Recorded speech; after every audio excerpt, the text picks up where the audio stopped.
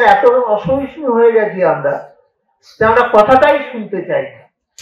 কি করতে পারলেন এটা বড় কথা না। যারাই আমরা নির্বাচিত প্রতিনিধি, আমাদের মধ্যে কিন্তু সেই সহিষ্ণুতাটা দরকার। অসহিষ্ণু হলে কিন্তু দলের ক্ষতি আছে।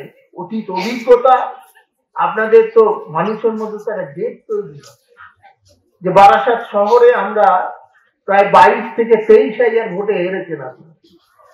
সেটাকে ফিরিয়ে আনতে গেলে কি করতে হবে এটা আপনারা ভাববেন না?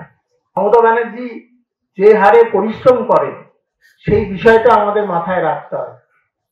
আমার কারোর পরে রাগ থাকতে পারে, কিন্তু সেই রাগের প্রতিফলন যেন দলের উপর না পড়ে। আমার সাথে আপনার বিভেদ থাকতে পারে, কিন্তু পার্টির সামনে যখন লড়াই থাকে আমরা সবাই একত্রিত হয়ে কাজ করি, এটা মাথায় রাখতে হবে।